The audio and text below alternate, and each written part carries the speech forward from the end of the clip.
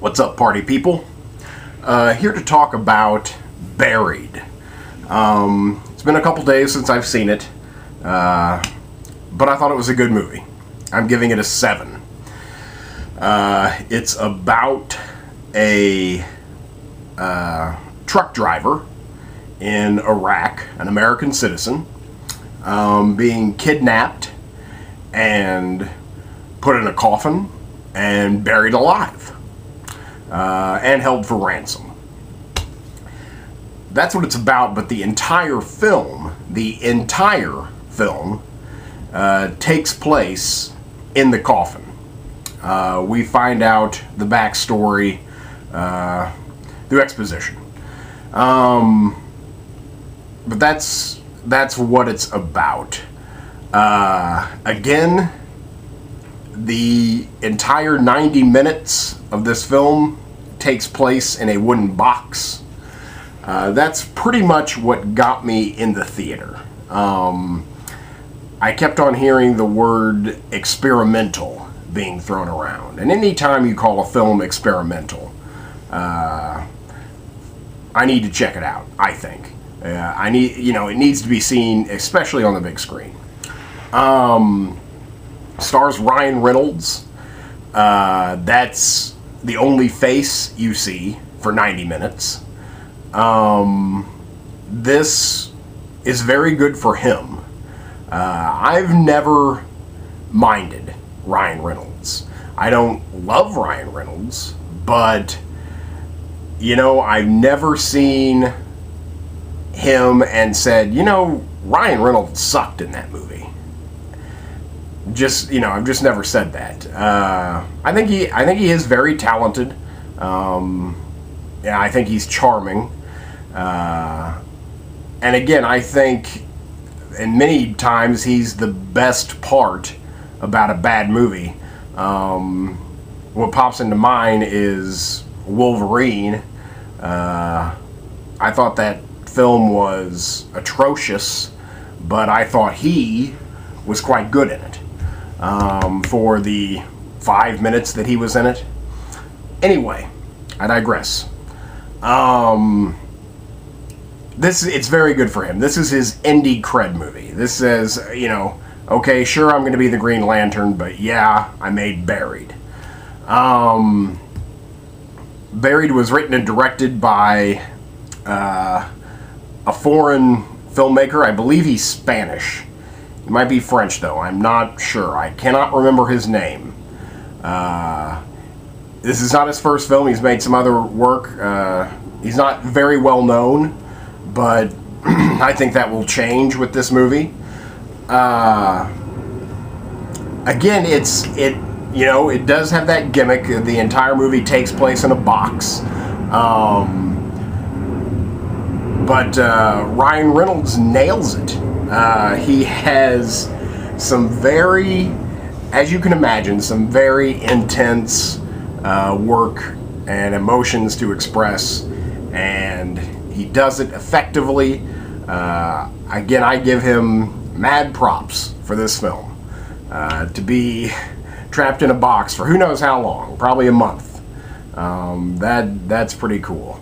But you can really tell that he was probably getting in shape for his next role, because this truck driver, this father figure who's over in Iraq making money for his family, is incredibly in shape and, chiseled. So, I'm like, okay. He's still a movie star. But again, a great performance from Ryan Reynolds. He carries the movie. He has no choice but to carry the movie. And he does so. So, good job, Ryan Reynolds. Very well directed. I mean, you feel claustrophobic. You feel like you're in the box at some points. Even though the scenery never changes, you do feel caught up in a movement in his struggle to be free. There were times when I found myself leaning forward in anticipation and excitement. It was very thrilling. On the poster, it's like it says real big, Hitchcock would be proud. I mean, sure, okay, I can go with that. Is this a Hitchcock film? Nah. I mean, it's Hitchcockian maybe, but it's not like that suspenseful. And the reason I'm not giving it a higher score is because I don't try to figure movies out. You know, I don't try to figure movies out. But sometimes I think the plot just reveals what's going to happen. And I'm not trying to figure it out. It's just sometimes maybe they reveal clues too early, but sometimes things just click for me and I know exactly what's going to happen in a movie. And I don't even need to think about it, and exactly that happens. That happened here.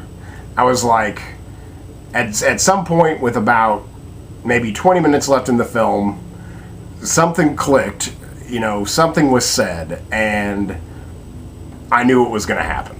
I mean, it just kind of fell into place, and I was like, oh, okay. Again, not trying to figure anything out. I don't look for the twist. I want to be surprised, but sometimes I think the story just cheats itself. So again, there wasn't anything shocking. I thought that I saw where the film was going, when it was time to see.